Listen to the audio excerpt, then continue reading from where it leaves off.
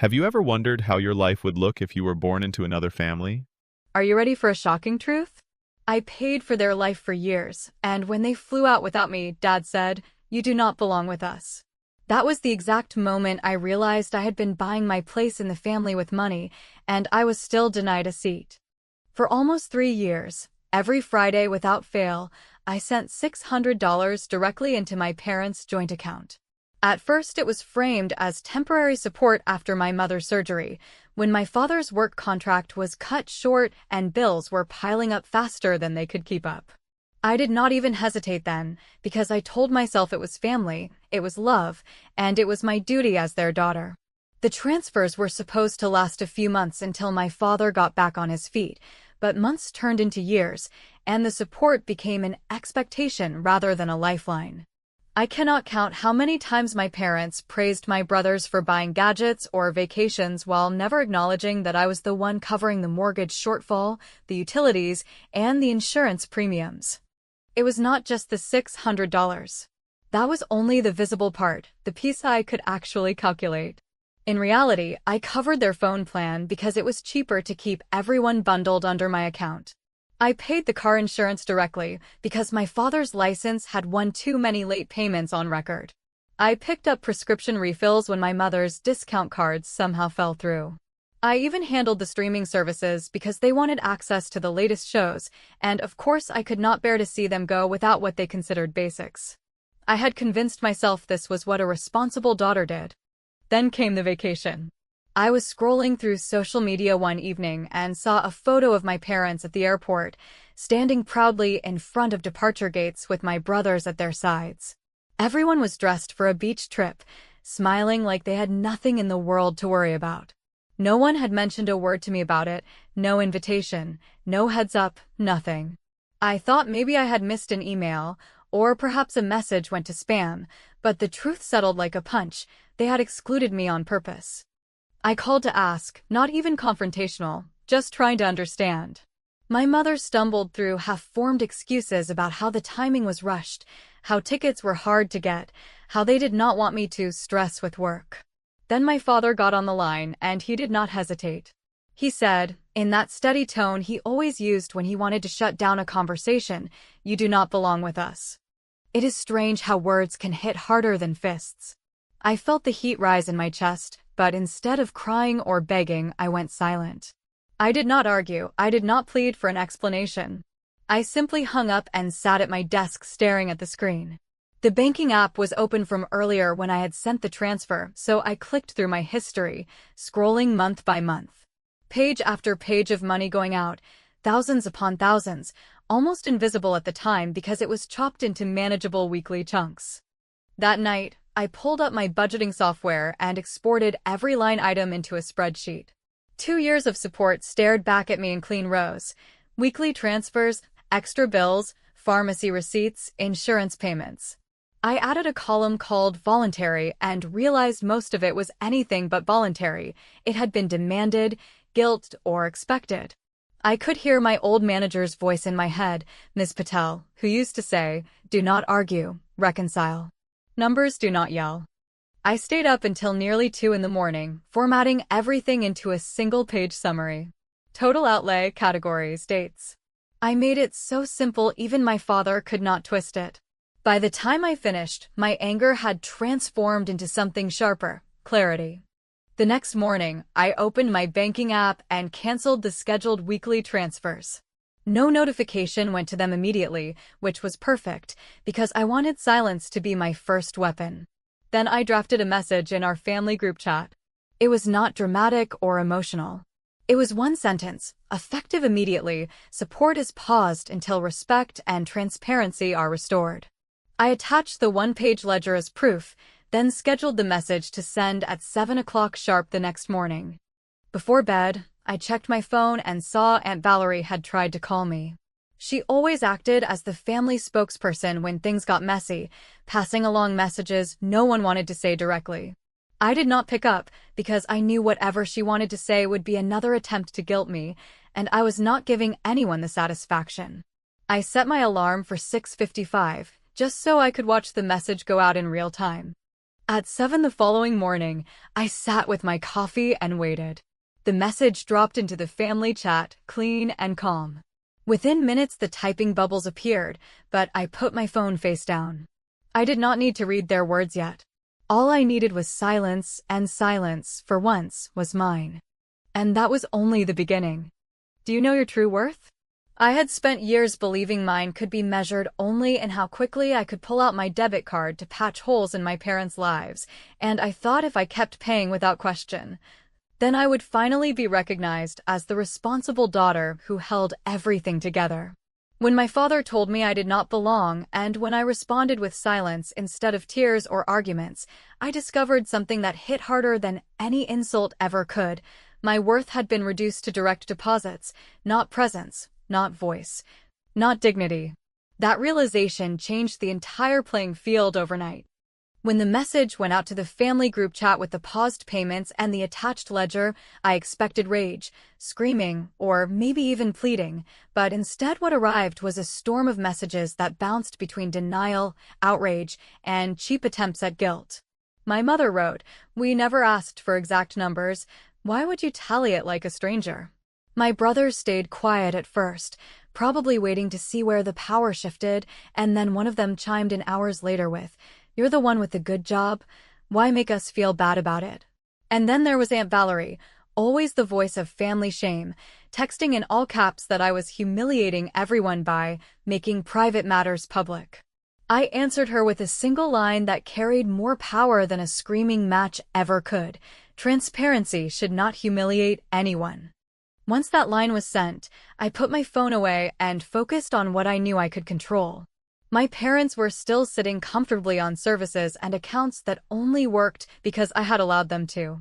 So I logged into the phone carrier's portal, where my family plan listed 5 lines bundled together under my account. With a few clicks, I removed their phones from my plan and split them into their own separate account, which meant that by the next billing cycle, their cushioned discounted rate would disappear and they would suddenly be facing the full cost they had been avoiding for years. I did not send them a warning, I did not explain, I just pressed confirm. The next stop was the car insurance. I had carried their policy under my name for 2 years because my father had messed up payments and his credit score made the premium skyrocket. I had agreed at the time to help out just until things stabilized, and of course stabilization never arrived. I called the insurance company and told them to terminate my responsibility for the extra vehicles, leaving only my car on the policy. The agent asked if I was sure, and I said with a calm voice I never thought I had in me, "Yes, I am very sure, and please send me written confirmation that my liability ends today." From there, I moved on to the grocery delivery service that was connected to my card. I checked the history and nearly choked when I saw charges for items I never ordered, cases of wine, luxury snacks, all purchased on the card I had put on file to help out occasionally. I deleted the payment method, locked the profile, and closed the account. It felt like turning off light switches one by one in a house where I had been footing the electric bill. Each click or cancellation was not just saving me money, it was returning power that I had given away too freely. By that evening, I composed a single email that I sent to both of my parents. The subject line was simple, effective immediately. In the body I wrote, "All support is paused. Here is what I covered. Here is what I need to continue." I included the ledger again, this time with categories highlighted in bold: housing, insurance, prescriptions, extras. I explained that moving forward, if they wanted any support, there had to be respect and transparency. No secret vacations, no group photos I found by accident, no dismissive lines telling me I did not belong. If they could not offer me basic decency, then they could learn the cost of independence the hard way. Not long after, my phone lit up again with messages. Some were desperate, others angry, but the one that stood out was from my father. It was one cold line: "Turn it back on, or you will be sorry."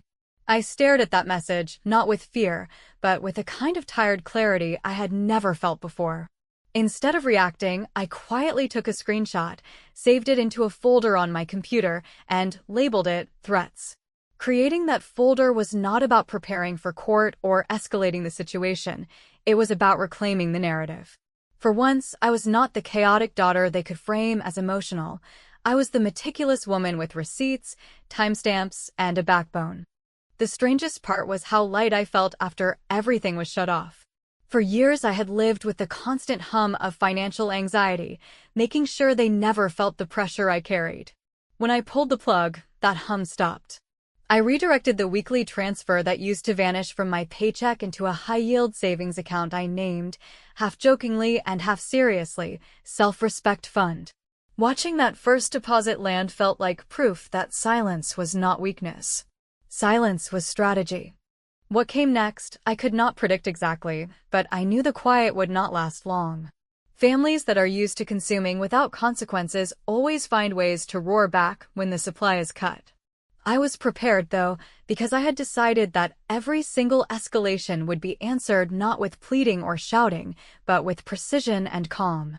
And while they scrambled to figure out what bills were suddenly unpaid and what services had disappeared overnight, I sat in my apartment drinking tea, staring at the folder marked threats, and wondering what my father thought would actually happen when he tried to intimidate the one person who had been keeping the lights on all along.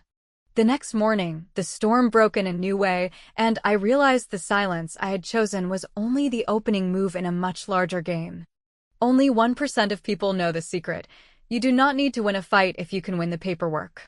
That thought echoed in my mind the day after I cut the support, when the phone kept vibrating with unanswered calls, and my inbox filled with messages written in half rage and half denial.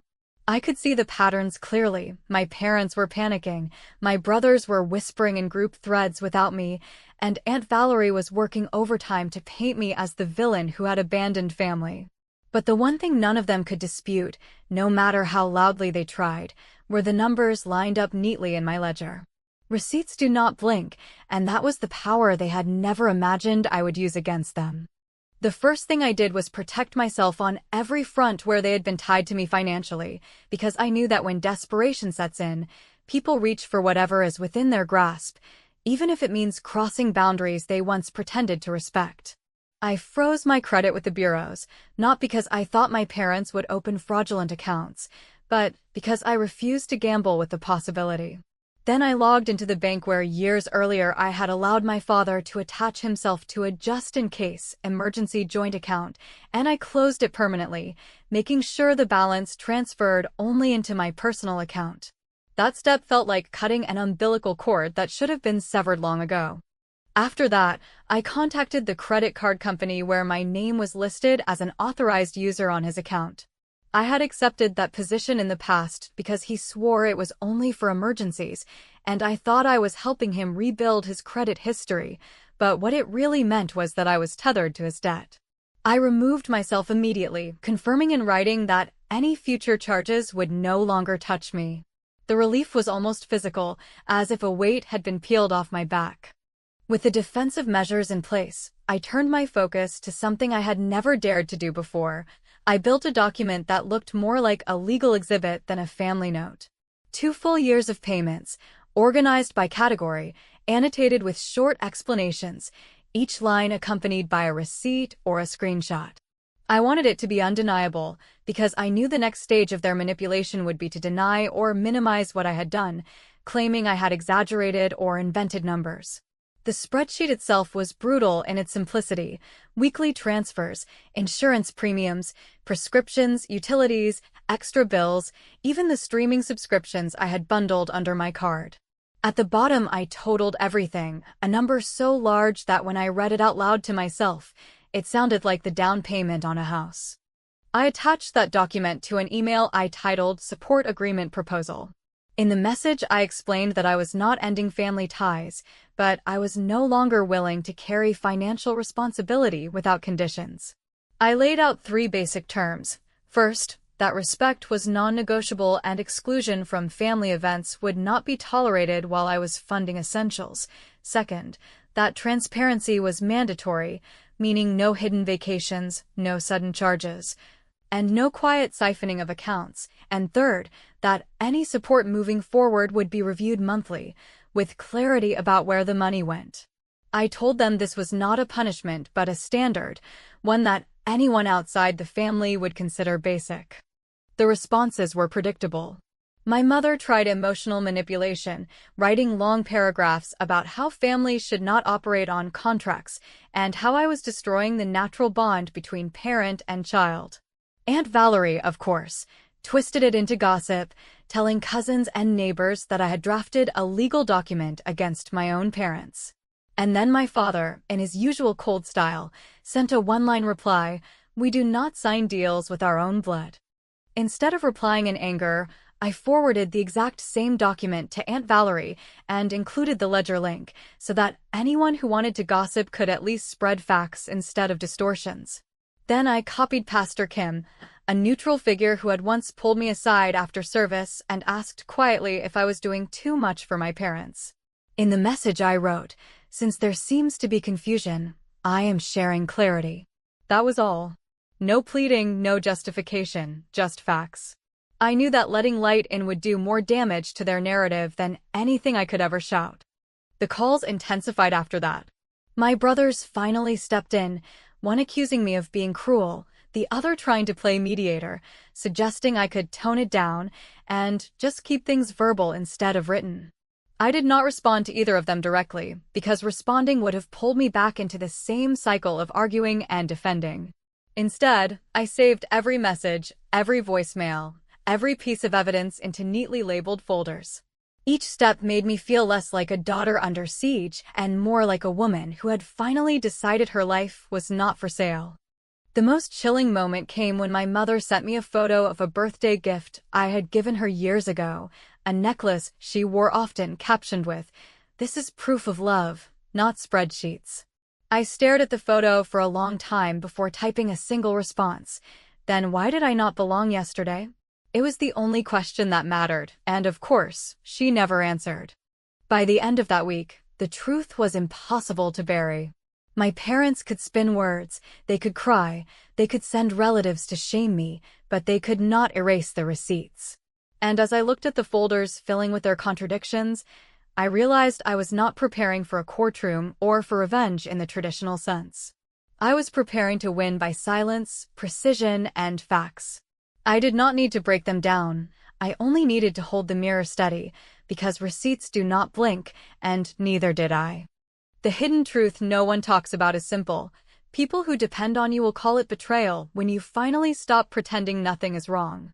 That truth became painfully clear as the days stretched on after I sent out the support agreement, because the silence that had once protected me was now being filled with murmurs, accusations, and the slow unraveling of the image my parents had spent years projecting to the world. At first, it was just the predictable backlash within our immediate family, with my father sending short, cold messages that sounded more like orders than attempts at reconciliation, and my mother trying to manipulate me with sentimental reminders of childhood moments, as if those memories could erase years of financial exploitation.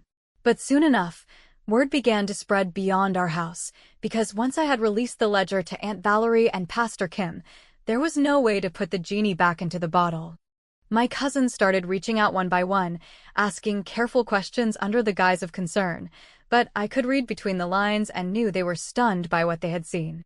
One wrote, "Wait, you've been paying their car insurance and phone bills?" And another messaged, "I always thought Uncle Carl had everything under control. What happened?" I answered neither of them directly, because I understood that the power of the truth was in its undeniable presence, not in my attempts to explain or soften it. The ledger spoke for itself, and every time someone opened the link, I could see the view count increase, proof that people were finally peeking behind the curtain of a family that loved to brag about their stability. My father, realizing the damage was spreading, tried to rewrite the narrative.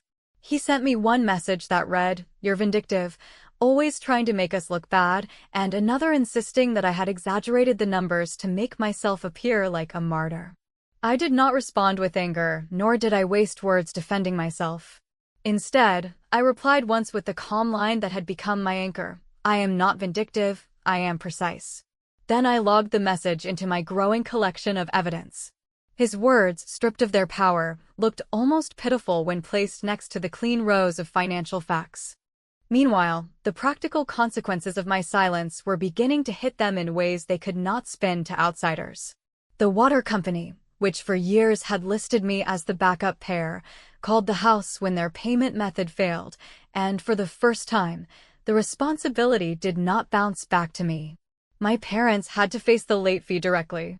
The phone plan that I had split off left them with higher bills, and they began texting me questions like, "Why is this so expensive now?" As though they truly could not grasp that the only reason it had been affordable for so long was because I had carried the burden quietly. The car insurance change landed like a hammer because premiums skyrocketed without my name attached, and suddenly my father could not deny the ripple effect of his dependency. I gave them a 30-day option, outlined in another message that was as unemotional as it was firm. I told them clearly, if they wanted my support to continue, the agreement had to be signed and returned within that period. No signature meant no money, no coverage, no more invisible safety nets. I even went so far as to print 2 copies of the document, fold them neatly into a prepaid envelope, and mail it directly to the house so that all they had to do was sign and send it back. On the bottom of the 1-page agreement, beneath the signature lines, I wrote a single question that I knew would haunt them. Can you guess what happens next? The escalation came faster than I expected. One evening, as I was preparing dinner, an alert buzzed on my phone from the credit card company. My old emergency card, the one I had once placed on their travel account years earlier in a moment of misguided trust, had been charged for resort extras. It was not even a small amount, several $100s spent on luxury dining and spa services, all during the vacation from which I had been deliberately excluded. For a moment, I felt the old anger rise, but it was quickly replaced by something colder and sharper. I filed a dispute immediately, attaching the ledger, the support agreement, and the record of canceled accounts. The representative on the phone assured me the charges would be reversed, and I saved the confirmation email into my folder labeled Threats. That night, I realized the power had shifted entirely. They were not just angry anymore, they were exposed. Every attempt to drag me back into silence or guilt was being documented, every careless action was leaving a trail, and the more they tried to cling to their narrative of control, the more they revealed how much they had depended on me. It was no longer about money at that point, it was about identity. They had spent years telling anyone who would listen that they were the strong, proud parents who raised successful children, but behind that mask, they had been leaning on one daughter to keep the image afloat, and now that daughter was refusing to play the part. The following Sunday, Pastor Kim called me after service, not to scold or to pressure me, but to say simply, "You did the right thing by putting it on paper." Families should not drown their children in silence. That single sentence gave me more validation than all the years of thankless deposits combined. It reminded me that what I was doing was not cruelty, it was survival. By the end of the 30-day period, the envelope I had sent remained unopened in their drawer, but the consequences of that choice were already cascading around them. Bills piling up, whispers spreading, cousins beginning to see them differently, and their own pride eating them alive. I knew then that the final confrontation was coming, and I also knew I would walk into it with calm clarity, because I had learned the cost of being family on paper. It is a cost that never ends until you decide the contract is yours to write. I broke every rule and won, not because I screamed louder or fought harder, but because I finally learned that calm precision has more force than any outburst ever could. By the time the 30-day deadline had passed, the house of cards my parents had been living in was collapsing, and though they would never admit it outright, every unanswered bill and every whispered question from relatives was a direct result of the silence I had chosen. They thought I would come crawling back, desperate for reconciliation, but what they never understood was that I had stopped begging the day my father told me I did not belong. From that moment on, I belonged to myself, and the last move was already prepared. When the deadline expired without a signed agreement, I arranged to meet them once, in a public place, because I wanted the final confrontation to happen where raised voices would not drown out reason. We sat across from each other at a quiet table in a cafe that I had chosen deliberately, neutral ground with no sentimental ties. My mother looked tired, her face marked with the kind of stress that no amount of pleading words could mask, while my father carried himself with the same rigid pride, though his eyes betrayed an unease I had never seen before. I did not waste time on pleasantries or small talk, because this was not a family dinner. This was business, and business had rules. I opened my bag and placed 2 envelopes on the table, sliding them forward slowly so they understood there was a choice. In the first envelope was the clean, simple support agreement I had written weeks earlier, still unsigned by them, still waiting for acknowledgement that respect was non-negotiable. In the second envelope was a release letter I had drafted with almost surgical precision, declaring that I had no further financial responsibility or commitment to them in any form. I told them calmly that the first envelope represented a chance to move forward on equal terms, and the second envelope was the end of every safety net they had ever relied on. Before they could respond, I added one more piece of evidence that had been sitting in my folder, waiting for the right moment. I pulled out the documentation of the disputed resort charge, the spa treatments, the dining splurges, the attempt to slip expenses onto the card I had once provided in good faith, and I laid it on the table between us. My father stiffened, trying to mask his reaction, but my mother's eyes darted to the paper and then to me, and in that instant, I knew they understood there was no way to rewrite the truth anymore. I explained that the charges had been reversed, that I had filed the dispute immediately, and that I now held written proof of every attempt they had made to exploit the trust one had given them. I told them I was leaving both envelopes on the table, and that they could choose whichever one matched their version of family. If they signed the agreement, we could rebuild on conditions of respect and clarity. If they chose the release letter, then everything ended cleanly, and there would be no more transfers, no more invisible rescues, no more unpaid debts hidden under my name. My father tried to argue, insisting that family did not operate under contracts, but I leaned forward and said, "Family does not drain their children dry and then tell them they do not belong. This is not about contracts, it is about boundaries." I stood to leave, but before I walked away, I told them the part that mattered most. The weekly transfers they thought were suspended temporarily had already been rerouted into a high-yield account I had nicknamed Self-Respect Fund, and by now the balance was building toward a down payment on my first home. Every dollar that had once vanished into their pockets was now a brick in the foundation of my own future. I thanked them, with deliberate calm, for teaching me the hardest lesson I would ever need to learn, that giving endlessly to people who refuse to see your worth only guarantees that you will eventually disappear. I told them I had chosen not to disappear. As I walked out, I left both envelopes behind, but I already knew which one they would pick. Pride would never allow them to sign the agreement, because signing it meant admitting dependence, and dependence was the very thing they had always denied.